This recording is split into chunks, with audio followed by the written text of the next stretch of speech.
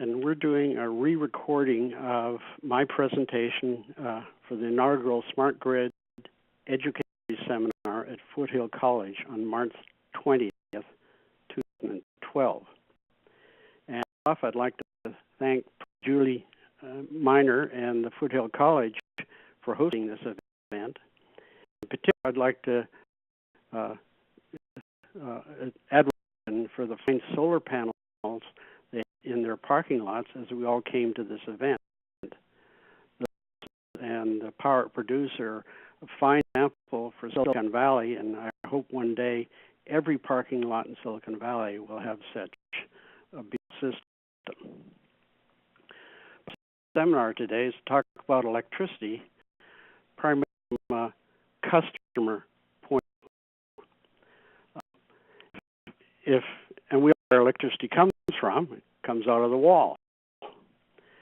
But many don't behind that. We just benefits of this amazing technology, the flexibility, and its relatively low cost. But we have a new technology to help us with this, and it's called the smart meter. And PG&E and other California utilities and the California Public Utilities Commission, the legislature, have had the foresight to bring these new tools to us with our electricity consumption and helping us to understand what price we're paying and to use it wisely. So everybody has a smart meter in the PG&E territory pretty much right now. If you don't, you soon will. If you choose to, you're going to lose the benefits of having this important tool.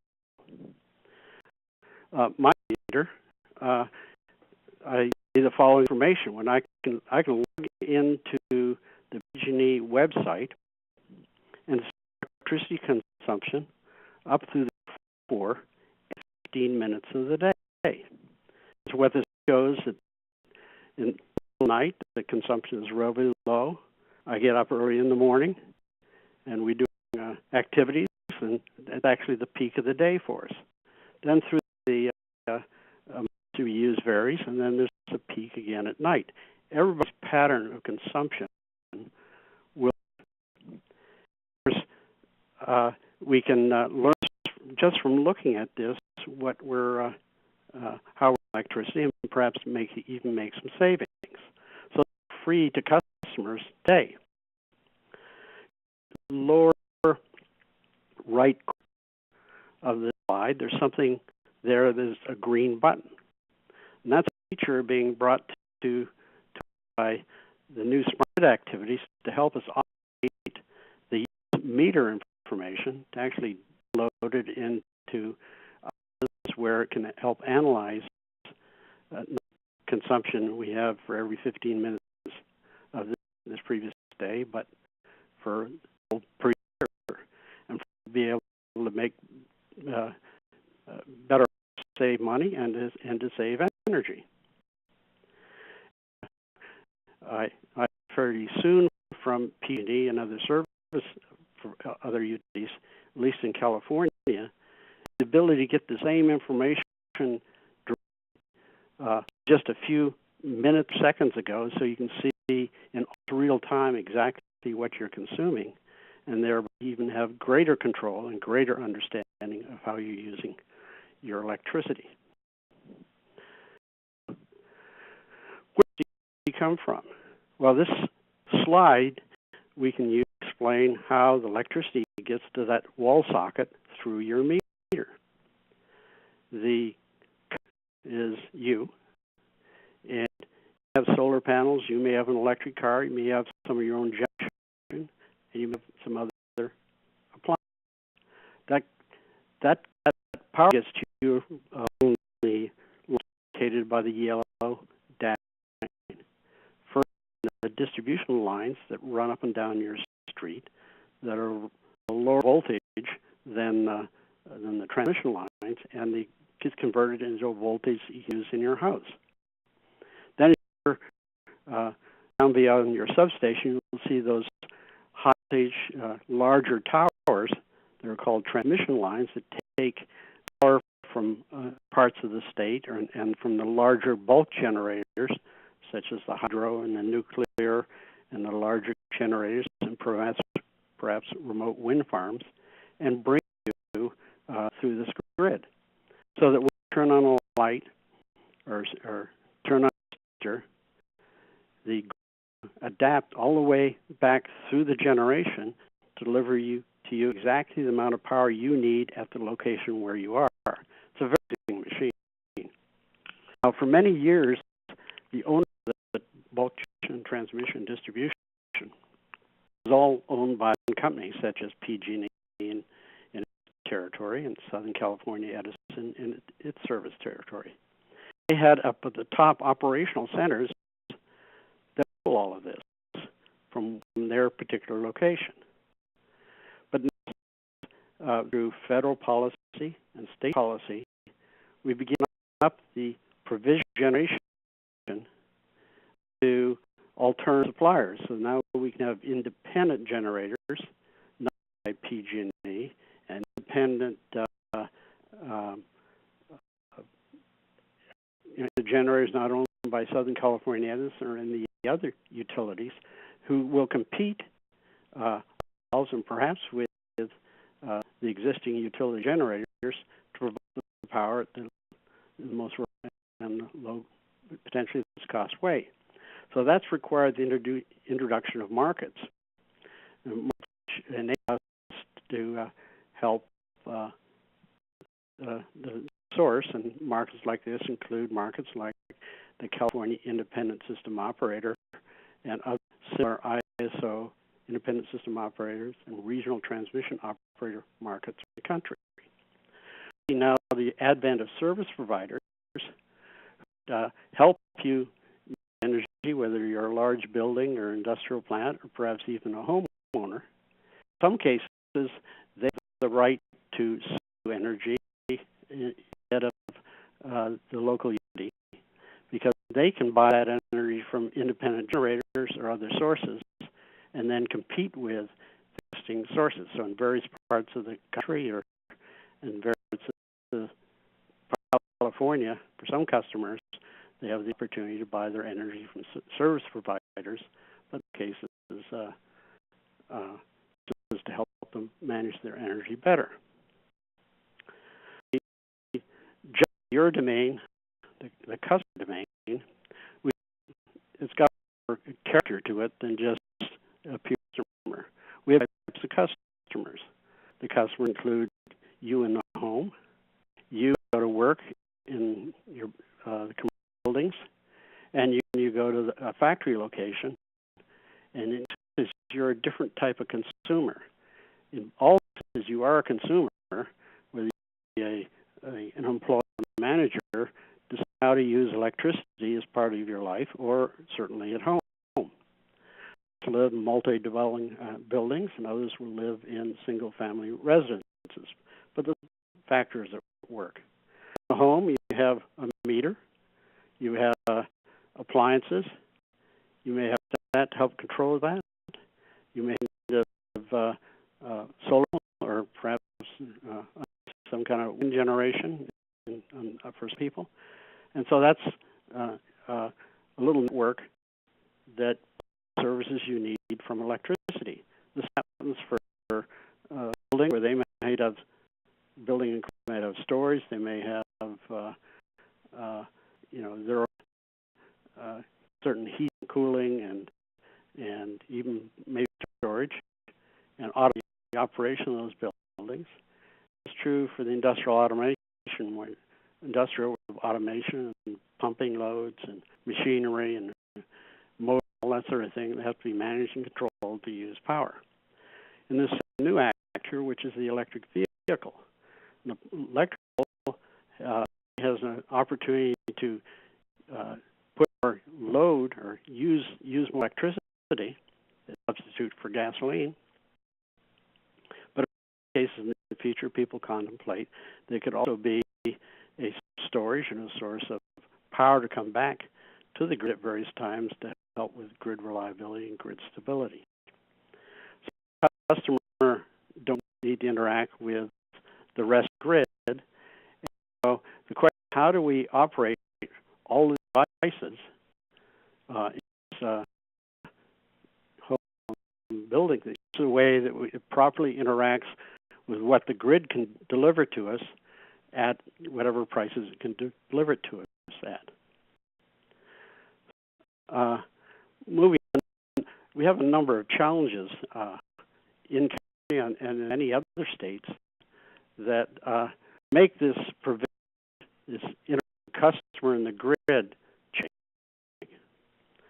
And the first is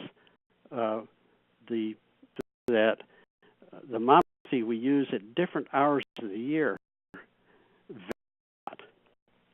So 8,760 hours a year typically. And this shows for the California grid, that operated by the California Independent System Operator, how the load varies in all the different load or demand, all the different hours.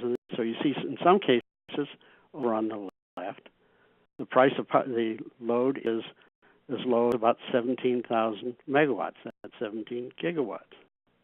On the curve, you can see the load or demand be much higher, in the order of 47,000 megawatts or 47 gigawatts.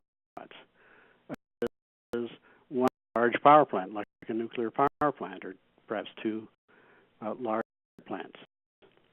So the tremendous range in utilization.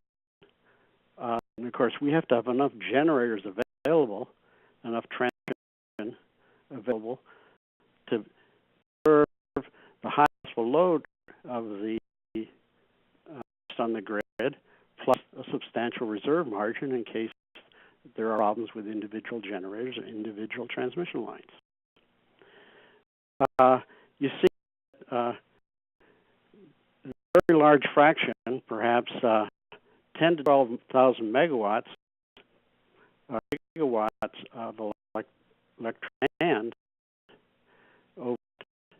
that is used in 8,000 and 8,760. So that'd be 760 hours of the year. That's 12,000 megawatt of capacity on the grid. And it's not used very often. And things to reduce the peak amount of electricity use. And on the other side, we have we can use all the electricity we're generating, the river flowing, and the nuclear plants can't get turned down, and the wind may be blowing, where we have electricity. So how can we utilization of our electric fleet such that it's a higher average utilization? We use more when the low demand hours, and we use less in those other hours. So that's a challenge we face, and to the extent that we can solve that problem, we'll reduce the cost of electricity to everyone.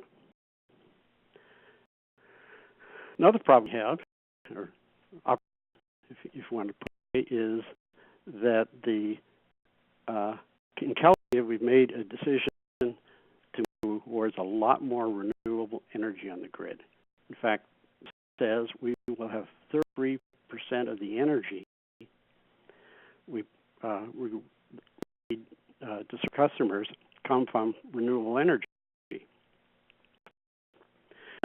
And that's a very portion of the generating capacity, because wind and solar typically might be used, generate only 20-30% of the time. So you've got to have a lot of extra wind and solar capacity in order to generate the required amount of energy, because it's heavily low capacity.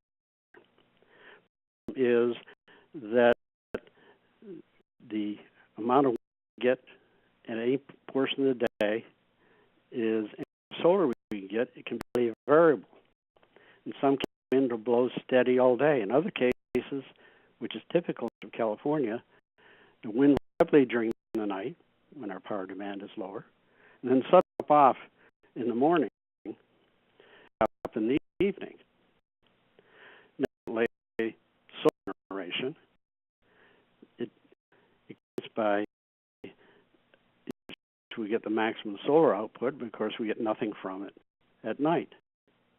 But the California grid operator is that very often the solar demand will drop so quick, the wind production so quickly, and then the production then will jump right up. Big increases in the output of power. So that is in the morning. You see the solar power from the sum of the two, the wind plus solar. The blue curve is the total of the wind and solar. And at night, we typically have a problem where the wind is blowing before the sun goes down, so you can have the total wind and solar, and that be easily absorbed by the. So we have to figure out a way to better match our use of electricity to the of the renewable energy, or else we have to buy an awful lot of storage to these fluctuations, or a lot of fossil fuel plants, natural gas-fired plants, running in standby and quickly up and down to accommodate these fluctuations. And that itself has an environmental penalty and a cost penalty in terms of extra capacity around all the time and having to use it often. So that's kind of the second problem. Now, third is has to do with the short-term volatility of the solar itself. You look up close on an individual solar plant, it's gyre in the day, clouds come over, the runoff clouds and that sort of thing, and you get short-term volatility on the output of the solar. And if that's in a particular location, like out in the Foothill parking lot, you can see that that locally might have a big effect on going on the distribution grid. If we can do things in terms of how we use power to help us compensate for those fluctuations, then we can put more of this on the local grid. So that's the third problem. Now, the fourth issue, which I will address is before we move forward to solutions, is distributed generation. Governor Brown has set a policy for the state that we're going to add a lot of distributed generation, that's local solar and local combined heat and power, to the additional, I think total of 12 gigawatts by 2020. So what that is, that a lot of our solar investment will be, and in fact it should be, put on parking lots like out here in the Foothill parking lot, and then solar panels out in the desert and building expensive transmission lines to do that. So if we can move more of the generation closer to the loads, build microgrids around it, and avoid big investments in new transmission. If we don't have to invest in new transmission, and this, of course, is an advocacy slide by a group that's supporting distributed generation, but if we avoid a lot of transmission investment, then our costs will go because eventually we will have paid off the investment in the existing transmission system and down to simply operating the current train, doing maintenance and keeping it up to date.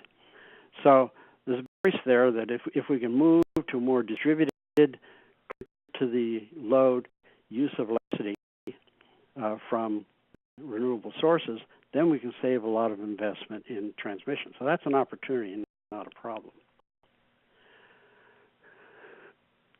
Moving on, we have another problem which we can call the hill here, Los Altos Hills, Atherton, which is what happens to the distribution grid when we have all these new technologies on the distribution grid. The story was here that cul-de-sac come home with a new Tesla, and I picked Tesla electric car because it is designed and largely manufactured here in California, in particular in Palo Alto, California, where their headquarters are. Any other electric vehicle is the same. And one of those cars, if you want to charge it quickly, can charge the rate 17 kilowatts, and it'll charge in about 4 hours. So on total. If I have a 50 kilowatt transformer, just for example, on my local distribution system, if there's one Tesla, but if my envious make another Tesla, another one, pretty soon they all got it. That poor just can't handle the load. We may have air conditioning from the homes and others, and the same may also have generation from solar panels that would might particularly be put on homes like this.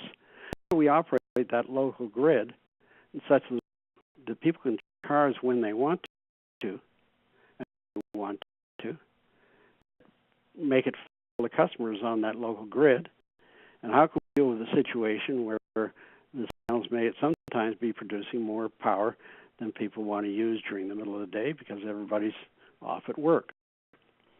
So it's a challenge, and we need an ability to deal with that using these new grid technologies and so on. Now, from the view of the utility,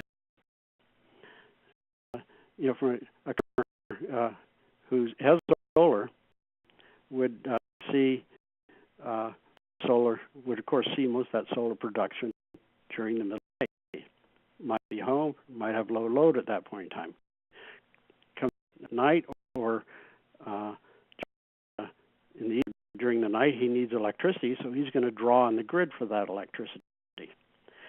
So with move towards the goal in California of having zero net energy buildings, that amount of power generated by the building through solar and other means might ultimately equal the total amount of power used by the buildings, but it would be at different times.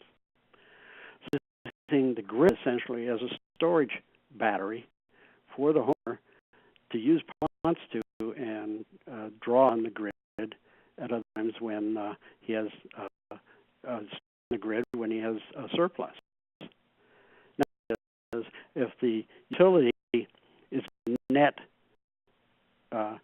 sale of power to you, how are you going to pay for the grid services that they have to maintain and keep so that you can have the flexibility to use power when you want to and sell it when you don't? So it faces utilities, but certainly it's a burden or an issue that consumers understand as we move forward. There's something perhaps unique to California, and that is that our rates aren't just one number, the same number all day, but the more power you consume over the period of a month, the higher your rate. So tiered rates or include block rates. So a baseline amount, which is the blue curve, that today costs about 30 cents a kilowatt. 2, which is a little price, it goes up to power, and then you have a tier 4. You've got tier 3 and tier 4 and tier 5 at increasingly higher prices. The baseline amount is some estimate made by the Public Utilities Commission of what certain types of customers might use in your particular area.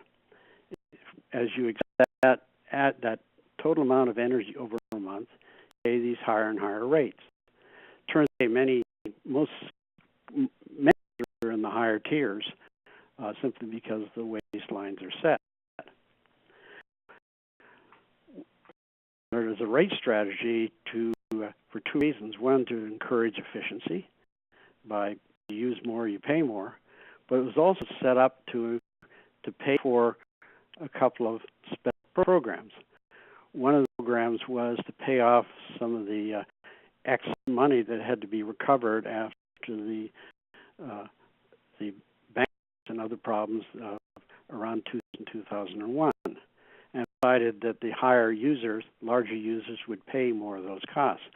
than the small users, and that was a political decision made by the legislature. The second issue are the low rates, or what they call programs, that have subsidized rates at a lower price. So, now, regardless of what you think of that political decision are, the effect is that as there's increasing people on care rates, and as they go up, it was decided by the legislature that most of those costs should go into the top tiers. We have those rates are tended to go more quickly than the rates in the lower tiers. So a couple of years ago, the rates got so high that there was a revolt in the Valley of California, and the top tier was essentially eliminated, and there was a reduction in rates, and it was allocated to some of the other tiers. And further work recently to try and overcome that, allocate costs differently so they could bring the top price down.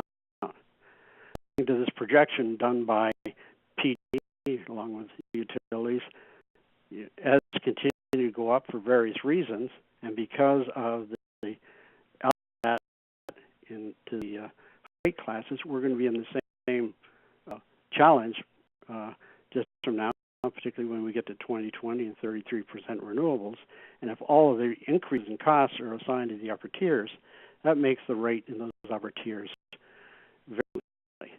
So it is that people who are large, not only is it painful, but they have alternatives. They can put in solar PV panels, and what they're doing that means they will no longer consume power or those high rates, so that will make those who stay on these high rates and don't put in their solar panels a larger share of those costs. So this is an unsustainable situation, both for we as customers and for the utilities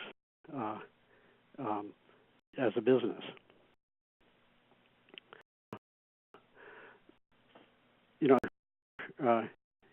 Issue is the crossity between large users and small users. So in this slide, the cost of serving the small monthly usage are 25 cents a kilowatt hour. For the large users, it's more like 15 cents. But the rates do is along the black line, so they charge much more to the large and small users. It's the same issue as just described in the previous slide. So this is a large amount of money, hundreds of millions of dollars being taken large users and allocated to the small users. Political decision, but again, if the large users can buy from the solar at 20 cents, many are going to go do that and greatly reduce the amount of power to buy at these high prices. Those subsidies cross subsidies will never be available to help out the users. So again, unsustainable. Okay, and the key hopes is that studies have proven conclusively that customers respond to price. And studies put together by the Brattle Group, there some 75 studies, I think, pilots done in all parts of the country, a lot of different approaches, the response of customers to price. So look at the curve. It says the peak off-peak price ratio. What that's if it's 2 means the in the middle of the day is twice the price it is at night. If it's 10, the price in the middle of the day would be 10 times the price it would be in the middle of the night. And the says what percent reduce that peak? That was in that previous load curve where over on the left side it went up to 47,000 megawatts. What this says is if the price is high enough, you might reduce that peak by 10, 15, 20%. And we wouldn't have to build generators to meet the peak. If we could do that, we can lower the rates for everyone. says is there's two curves here. One is if you just charge prices and they respond using intelligence and change habits, and there's a level of response. If you also give them threats that can automatically respond to price and other smart technology, the response can even be larger. And so this gives us an idea and a hope for help to manage electricity in a way that customers can save and have a simple signal, the price, to tell when to use more electricity and when to use it. And if we tell, it'll save money for everyone. And so this is an example of simple goals. You can go down to Lowe's Harbor and buy one of these thermostats. They're made by a firm in San Francisco. The guts of it are made by another Silicon Valley firm. And of course, the iPhone is one of the tools communicating with these thermostats. These thermostats are Wi-Fi enabled, so they're on the net. Their phone is, so there's two-way communication. And if we can provide other signals to automate the set temperature as a function of price, and it'll keep you relatively comfortable, then maybe we can save you money and we can help the grid. So if a thermostat could turn off in the middle of the when there's a sudden drop in wind, if it could turn off your air conditioning or turn off any electric heat you might have at that point in time, temporarily, you wouldn't feel a significant change in the temperature of the room because it might only be for 15 minutes or 20 minutes. When the it's a more normal level, it would check the point on the thermostat to warm you up or cool you down to within your comfortable range. The same would happen in the evening when we might have too much power, too little. And a simple system like this, all completely automated, set and forget, can handle a lot of the response to prices and the kind of responsiveness in that top curve with comfort and with a lot of savings for the grid, which ultimately gets passed on to we as customers. And different technologies like this, and my understanding is that PG&E, for example, will be rolling out some of many of this technology towards the end of this year, and this will become common for those that want to make good use of our investment in the smart meters to help save money and work better with the grid. Now, an issue is that most of the cost of delivering power to us as a consumer are fixed. Cost of the electric energy, it's 19% of the delivered costs, at least for one utility in California, and it's roughly true throughout California. Only about 1% of the costs are getting electricity through, and that's the blue curve says electric variable cost. There's commodity cost, which is the cost of paying, invest in those power plants, those wind machines, panels. And of course, the solar panels and wind machines don't have any commodity cost. There's cost, and so the more we get of renewable grid that is all fixed and no variable cost, the higher the fixed commodity cost.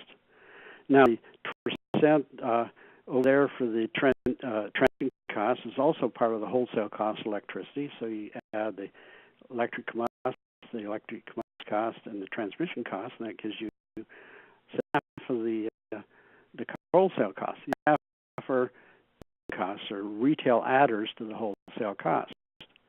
And the distribution costs and demand costs, and various other public purpose programs and other miscellaneous taxes and other things that might fit into the total cost of power. And if we want to have prices that just depend on the price that come out of the wholesale markets, okay, a big chunk of the cost. But if we take those fixed costs and reduce the fixed costs, we need to charge more higher fixed costs during the hours when we're using the investment fully. We use all our capacity, use up all of our transmission distribution capacity, and charge a much lower cost at times when it's underutilized during the night, or perhaps when we have other things going on. So the fixed and the variable cost to vary by time of the day or by hour of the day or even every 5 minutes in order to do the right thing in the grid, which is not to overuse it and require investment as well as to conserve on the amount of energy. So that's how do we design rates that can accommodate that. This is where we come into some new. I've been along with many and working on standards at the national level to support this kind of design and to communicate these rates and these prices to customers. And the key to align the utility and the customer price and the transactions they make at that prices for both energy and infrastructure costs. And by line, I mean that utility has to make a long-term investment that they enter into long-term forward contracts that would mirror the utility investment. The customer is deciding how much to use in a particular hour or a particular time, that the price will be based not the incremental cost of generating the energy, but the safety that we find to using the fixed infrastructure. If it's overloaded, we want to charge more. If it's underloaded, we don't. This charging principle is very similar to the charging principle for the fixed costs we have, say, in San Francisco for on parking. There's new there, uses prices, where they will adjust the price of the parking space, each parking space, and they have they have to know whether the parking space is full or empty. And in a neighborhood, they will adjust the price in that neighborhood so that they all have at least 2 parking spaces empty. And sometimes when the price is very low, perhaps 0. The other time the price goes very high because there's an event in the neighborhood. Everybody's clamoring for the access to that parking spot, and many, instead of going to those parking spots, will go find parking garages because the parking garage will be higher or lower than the price in the parking space. So that's an example of the use of dynamic pricing on a because the cost of those parking lots and all those parking meters is fixed. There's no energy requirement or anything being consumed when you're using those. Parking goes true on freeways where there's beginning to be an introduction of special that will have higher price during a lower price at other times. And that way, those who really need the faster access to the freeway can pay and help pay for the cost of building and maintaining the system. When lanes are underutilized, everybody can use them because they'll be free. It goes for San Francisco Giants tickets. They're now full time because they charge more for the tickets when it's a hot game, and they charge less for others. So people who can't afford the high priority games can also get into the one perhaps at a discount. Same is true for airline seats. So all this led to higher utilization factors on things like and stadiums and airs and that sort of thing, which overall reduces our costs. We need to apply the same principles to electric pricing here in California and around the world. Approach is now the current ways we price electricity. Currently, in most cases, it's a flat price, the same. Now, California, we have the situation where we have these increasing block rates, these different tiers, but still, in a given tier, the price is flat all day. In fact, same flat price pretty much all month, and all if you're in the top tier. So that doesn't provide much of an incentive. There'll be times when, at certain times of the day, the price is much more expensive then we're being charged. In other parts of the day, the real cost of the utility is much less, so that flat prices aren't aligned with the underlying costs, underlying utility costs, and we match. Now, time prices, and what I mean by time of use prices is where the price may be for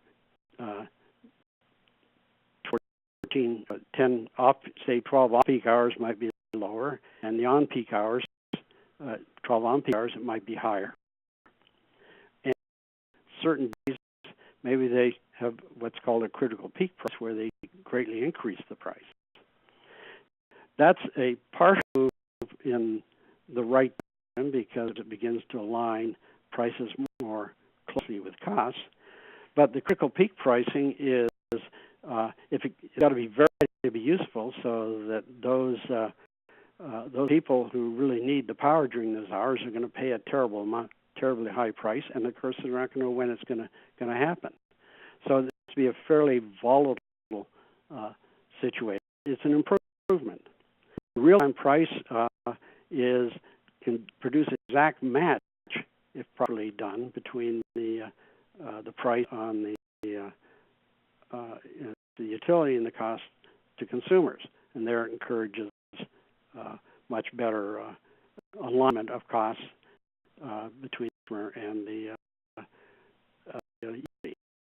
Now, it's true if we develop real prices that aren't just the wholesale price, but include this pricing that I talked about, is the same type of pricing we use on our parking meters and our freeways, such that when you have too much demand for the fixed infrastructure, we charge a higher price and lower at other times. It's helpful, but may argue that a real-time price is just too uncertain and too risky, not only for the customer because they have a lot of volatility and they don't know what the price is going to be, but also for the utility, because if they're selling all their power at a price, it's like they're making a long-term investment in infrastructure, and they have to sell it in a spot market with highly volatile prices. And everyone knows you don't borrow long-term and lend short-term, or borrow short and lend long-term. You try to align the term structure of your portfolio. So we need a way around that problem in setting our rates. Now, what's being proposed by some utilities because they're concerned about high costs for their infrastructure, and the fact that the businesses are beginning to put in solar and bypass their system, that they reduce a customer charge.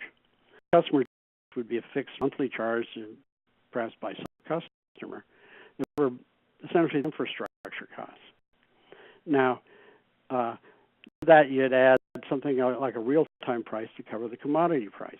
Seems like a good idea, but a close look at it is if you have a customer charge anyway, and your price variable is relatively low, you're probably going to use a lot more electricity and a lot more infrastructure than you would really had a proper real-time price signal, and that signal can't be very large, or the sum of the customer charge and the real-time price signal would be too large for a very good alternative. The solution, which is not a new idea, but a very long-term idea, is that you have both forward subscriptions for power and real-time pricing. Real-time pricing is done between what you purchase in the forward market and what you actually use. And so we purchases transactive subscriptions. That is, it's a quantity of electricity will purchase and sold to him by a utility, along with delivery and other related services, each hour of the year at a charge for each hour. And the prices of these should reflect what we would expect the ultimate variable prices to be at the bottom of the curve.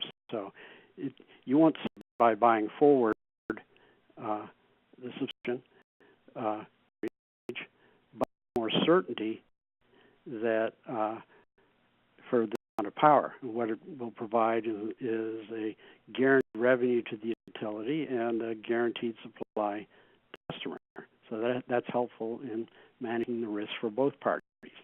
Now, ideally, these subscriptions can be purchased and sold so that your utility may sell you some and you may want to add some more from a third party, or if you have to leave the system, if there's a market for these subscriptions, you could sell them back to the utility, perhaps for less than what you're paying for them, or perhaps to a third party or somebody new to the grid.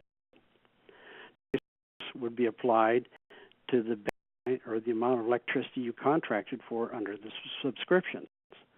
So, or each 15-minute interval of the hour, the price could be different, and the price would be very different. And in any 15-minute interval or hour, depending on how we want to do the metering, if you use less than what you forward contracted for under the subscription, you get a credit. You get a credit amount of power you didn't use, and you get a credit at the price, current variable price. So the current variable price is very high, and you have a smart thermostat, like we talked about, or just an ability to watch the price, or you just have some devices in the home, such as your pool pump turning off, or your refrigerant being slightly modified, or your electric dryer being used at a different time, or your dishwashers being shifted in their usage.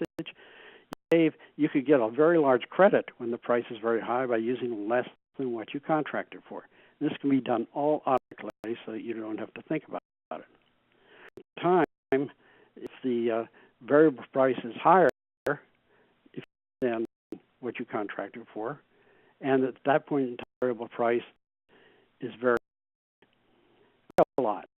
So that gives you incentive to avoid using that much electricity. If it has to use more and the price goes, say when there's too much wind or too solar on the grid, excess supply, we want to encourage you to use more, because that means we're taking that renewable wind power and other things and not wasting it. You might use that for cooling your house at a particular time, making ice for later use on the grid for cooling, or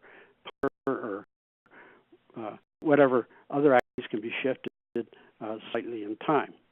So this provides the complete strong incentives for everyone in their automated devices to respond to price. It protects everyone who signs up for these subscriptions to having whatever amount of power they want at a fixed charge.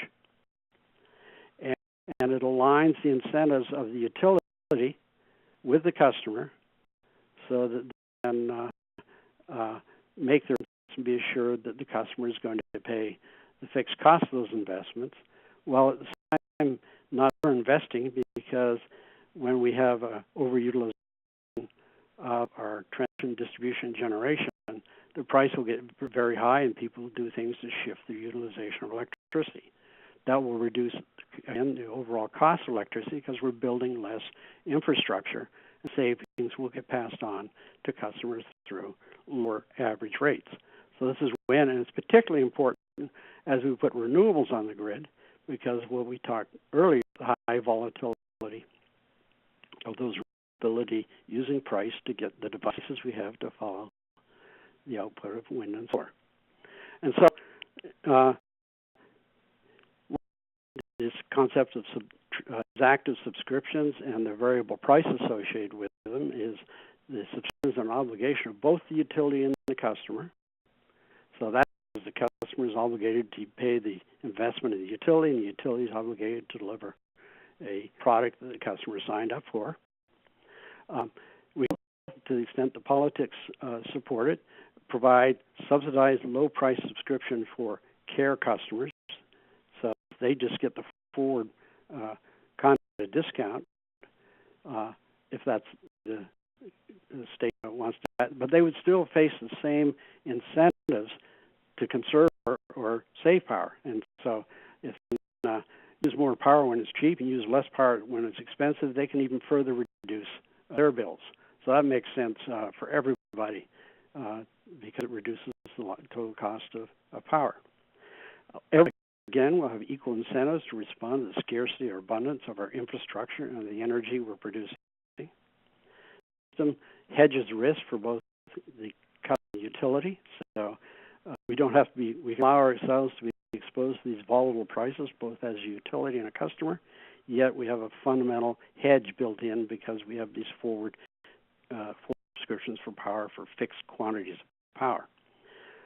Now, what this means is lower costs, more renewable on the grid, and improved reliability, because if we get in situations where we just don't have enough power available, the price will go up to very high levels, and our thermostats and pumps and that sort of thing will shut off very quickly and provide increased reliability rather than us having to build excessive reserve margins into the grid, which means additional power plants to protect against the unlikely event that we have several powers go down together.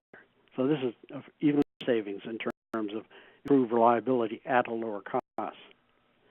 Now, we had a unfortunate experience with moving to competition in the past about a decade ago. One of the principal causes of that was the type of rate structure we developed. The transition to competition the last time around was essentially utilities had to buy most of their power at spot prices, selling it to us at a price that was flat, and in fact a price that was capped. So during that crisis, for various reasons, the wholesale price went up very high, and you can blame that on either or the improper of various parties. But in any case, the price went up very high. Well, companies like PG&E in Southern California had a price cap imposed on the retail, which was put in the legislature possibly to protect customers. What that meant is there were times when a company like PG&E was paying 4 times at wholesale what they're selling at retail. It was sustainable. So they went into bankruptcy. In Southern California, Edison went there too. Well, that we were because the state legislature ended up bailing them out and charging us for the cost of those problems. So that's not something that we cheer on to put our utilities in bankruptcy, because either way we're going to pay. So I believe that this transactive approach with these highly variable prices is the risks and so that we're stable market. And what it means is, as we move to competition, we don't just you don't just move 100% from PG to some competitor, but you might take half of your current consumption as a transactive subscription from PG&E, and the other half from some new green energy provider or sales. Or you might take what you had from PG&E and sell it to somebody else who wants more of the PG&E service, and buy from some new competitor. So that transition to competition would eliminate the risks of stranded costs for the utilities. It would give us the flexibility to move step by step into competition, and you see that through this transactive subscription approach, which protects both the customer and the utility. So this is all about just trying to avoid problems. There's really a tremendous picture if we move direction. This is a picture in which, if you take this further, we have many customers in the market, residential, commercial, as shown in this picture. And each customer, of course, draws power today from various retail markets, usually the low utility, electric vehicles coming in, local gen that can be at your home, storage. So there's tremendous technology change going on in terms of how we consume power. Many customers will begin generating their own power. Other customers may want to buy power from their neighbors when they're not home. And infrastructure that allows basically any party, any customer, and any generator, and any other market to buy power from whomever they want, sell it to whoever. And of course, we need not only to buy that power, but also the means, distribution, I call them transport, to get power from where it's generated to where it's used. And so we create this infrastructure of transactions, all based on simple, the structures I just described of transactions that are subscriptions, and variable prices for dealing with the fact that we don't always know exactly what we're going to consume, and that the price can tremendously vary. And when it varies, it's going to be the result of what's going on in the grid in terms of scarcity of too much wind or not enough capacity, and so through this mechanism, we can set up a system that is much more flexible, accommodate many new types of businesses, and reduce investment and move forward. All of this requires Silicon Valley technology. Silicon Valley technology to build these that we about Silicon Valley technology to control the prices, Silicon Valley technology for the cloud servers and software and all that sort of thing that can to help measure a market like this automatically. The new generation of customers, my grandkids' age, understand this new world. They participate in this new world. iPhone generation, and they can understand why they can't buy where they want to, use social media to talk about how to use it, and we need to enable that. And if we don't, they will. So this is not a problem, but an opportunity to create a new world. And if we can be the first in Silicon Valley to move this vision forward, we have technology and ideas, and we can deploy the world and fit everybody. And of course, educational institutions such as the Foothill can help us those new leaders and those new people who write the software and operate the system and sell it around the world in a way that and opportunities for many. So, opportunity for this very quick introduction to the opportunities and problems for electricity in California, the vision and the opportunities that this brings to us. And we work together, customers, with our legislature, with our utilities, with our regulators, I think, can improve this. And as I come to the last point I want to make, too, when it comes to electricity, take charge. Generally, follow the lead of the regulators and the legislature. So if we get legislatures to support like this, and we get them to understand it, because the legislatures are not experts in electricity, so they can make mistakes in writing legislation and not compromises in good faith trying to help us. This is when they put the price caps on recharges, because they thought they were helping us, but in fact it turned out to be a problem for us all. So if we can get to understand, and these are hard concepts to understand because everybody understands the difference between buying something ahead of time and buying something at the whether it's airline tickets or making a reservation for dinner or whatever it might be. So when it comes to electricity, this for commerce apply to electricity as they apply to everything else, and we need to move that direction. And I think the utilities and the regulators and legislature need to hear from we, the customer, that we see a new way of doing business. A new way of business is very like we do business for every important commodity we use, whether it's food or anything else. We understand that prices vary, whether it's gasoline and some of us will make commitments to in different ways these resources. Some of us will put in solar panels and make the long-term investment. Others will want to buy things at the last minute. We can accommodate everybody's preferences like this. It's then as we move to the next round of restructuring, which is forced onto us by the current unsustainable rate structures we have today, as we talked about in the earlier slides. We're at a crossroads right now where we have to make decisions. And these decisions may get made the legislature the right, not because they are trying to help any particular party, but just out of knowledge. And so if we together can bring this message to the legislature and to the utilities and to the Public Utility Commission, I'm sure we'll be responsive and we'll build an electric system that can meet the customer and the green environment in California and at the lowest possible cost. Take time to listen to this quick run on Transactive Energy.